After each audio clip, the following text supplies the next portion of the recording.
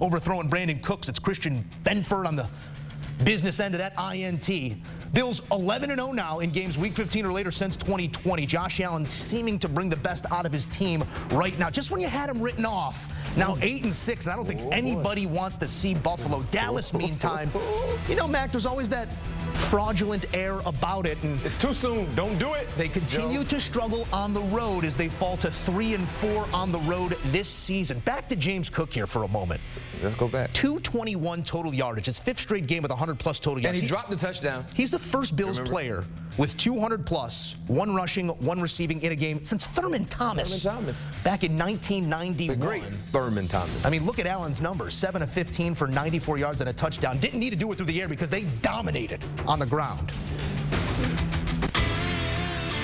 All right, here's a look at those numbers just to make it official. What you got this day? Sunday, James Cook was the straw that stirred the drink as he gets in that rarefied air with some big-time names some 30 years ago. Have a day, James Cook.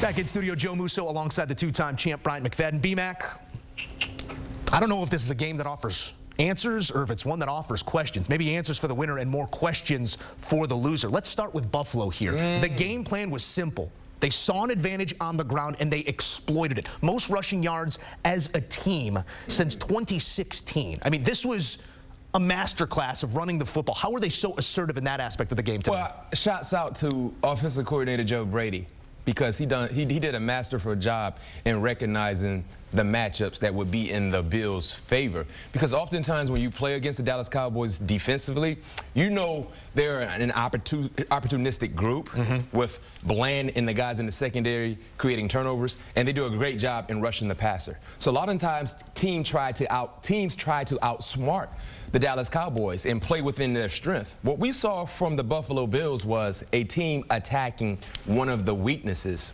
for the Cowboys. And that said weaknesses is the interior linebacking core, right? You look at Damone Clark, 6'3", 240.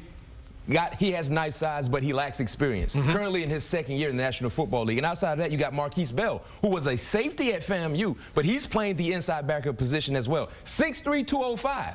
So when you see those two guys, run at them. Don't make this an east-west ball game. Make this a north-south ball game. And that's what we saw. They ran down the teeth of the Dallas Cowboys defense, and they had success. And when you factor in the running backs, Ty Johnson, James Cook, they're not big guys. They're not like the Latavius Murray of the Buffalo Bills. They're more swifter guys, but yet and still, the offensive lineman did a great job getting to the second-level guys in Clark and Bell and just punishing them, moving forward. And that's what we saw. Unfortunately for the Dallas Cowboys, when you put tape out there like this, you have to be prepared to see it week in and week out, because we don't see a lot of teams do what? Run down the teeth of the defense. Teams try to attack the perimeter because of the edge rushers rushing up the field, or teams that try to hit them with the quick game.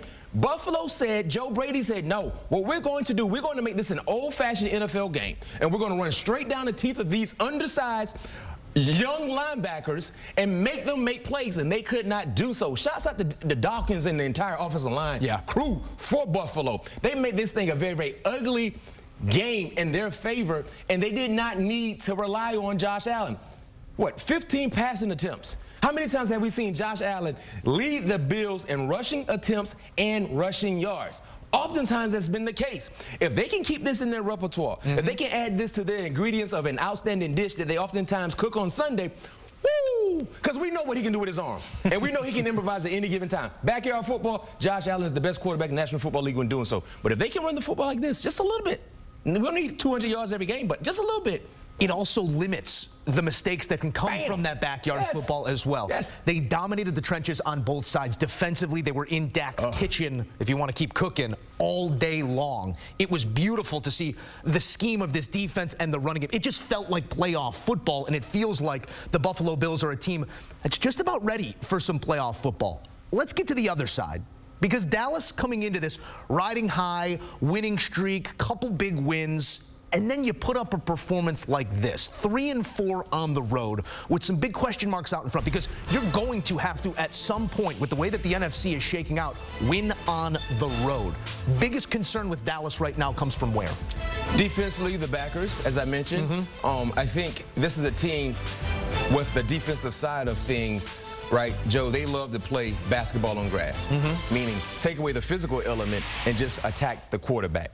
Attack the quarterback, collapse the pocket, and allow the guys in the secondary to do what? Get picks. But if you can slow the football game down and win on first down, now you're in an opportunity where you can provide balance to your offense, and that's what we saw. Oftentimes when teams play against the Cowboys defensively, they play to their strength, as I mentioned. Right? When you look at these backers, they lack experience and they lack size. Why wouldn't you slow the football game down like we saw today from Buffalo and make those guys make plays? You don't want to play into what their edge rushers do well, D-Law and Parsons. You don't want to do that because they can take over a ball game. We've seen that time and time again. But if you take the game away from D-Law and Michael Parsons and now put more pressure on Clark and Bell, these are guys that clearly today could not stand the task, and they couldn't hold up to the point of attack, and they made this thing an ugly affair in favor of the Buffalo Bills. So that's a concern. And then offensively, that's another concern as well. Not having an answer. My thing is this, right? When you look at Tony Pollard, he ran the football well. I think he averaged over 5 yards per carry. But why wouldn't you just kind of take away some of the things that the Buffalo Bills were doing and add to your offense? Run the football. I think Mike McCarthy got too mesmerized with what Dak has been doing. Sometimes when you play on the road and you play in a very, very difficult environment, the best way to take the air out of the stadium is to slow things down and do it the hard-earned way. I felt like if Tony Pollard got 20 touches, he would have had over 100 yards. He averaged around 5.7 per tote or something like that, if I'm not mistaken. But when you put the ball game in your quarterback hand on the road, sometimes that put more pressure, and then you become one-dimensional. And that's what we saw. How many sacks did we see from Buffalo? How many times did they put Dak Prescott in very, very difficult positions because they knew what they were going to face? They became a predictable offense. That's not a recipe for success. Some of the more consistent offenses in the National Football League that we talk about and praise all the time, what do they have? Balance. They have balance. You just can't be a three-point shooting team all the time, especially if Chef Curry is not in his bag. You got to find a way to get to the hole. Today, it was all about three. My high school coach used to tell me all the time, B-Mac, stop shooting so much. I said, no, coach, I'm going to shoot myself into a zone until he sat me on the bench because he wanted me to go to the rim. Sometimes it's okay to hand it off. What did Buffalo do today? Hand it off. Hand it off.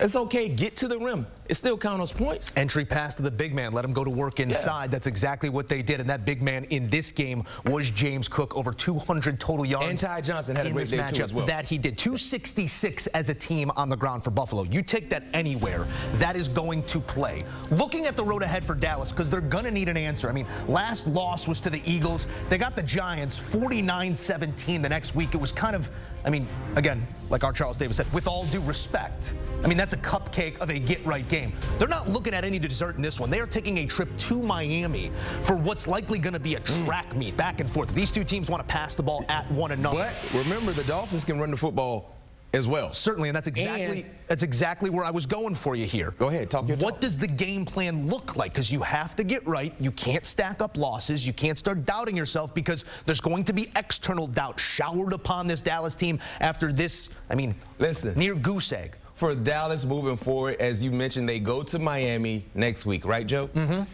This tape they put forth out, they put out for all of us to see was the wrong tape for Mr. Off-White to get his hands on and Mike McDaniels. Remember, he was the run game coordinator for San Francisco. Yes, sir. And the way they're running the football in Miami, they do so in so many different ways. The perimeter game can be very, very important for them. The interior game, running game can be very, very important. Just the mixed direction as well. So when you see what we witnessed today for the mad scientist and Mike McDaniels, oh my goodness, he's going to love the opportunity to create some of the same successful plays that we saw from Buffalo and add that to his team offensively for the Miami Dolphins. And what I'm loving about where we are in the NFL season, every game matters right now. Because of what happened today with Miami taking care of their business at home, and then, of course, seeing a big-time loss for Dallas, both teams are fighting for something significant. So for the Dallas Cowboys, it's about having issues on the road, as you mentioned. Dak Prescott is not the same quarterback at home as he is on the road. That's number one. Number two, playing against teams with a winning record. That's another issue for the Dallas Cowboys as well. They're the best bullying team in the National Football League. When they see someone they can bully, oh, my goodness. But when they see someone who stands just as tall as they stand, the same weight, the same muscles, ooh, they're a little timid. They don't approach that opponent the same way. That's the issue, and that's why we all have our reservations with the Cowboys trying to get to a championship-like game, because we see two different teams. That's not what you would like to have as your mantra moving forward when you're trying to get to a championship. Someone will shed perception because this Week 16 matchup between Dallas and Miami will be the first ever matchup in NFL history of two 10-plus win teams with one or fewer wins against teams above 500. Not sure if you followed all that, but they beat the weak ones and they don't beat the big ones. They're a great bullying team. We'll see if two bullies go head-to-head what comes of it next week in Miami, but they got bullied in this one. Dallas, losers, big on the road in Buffalo.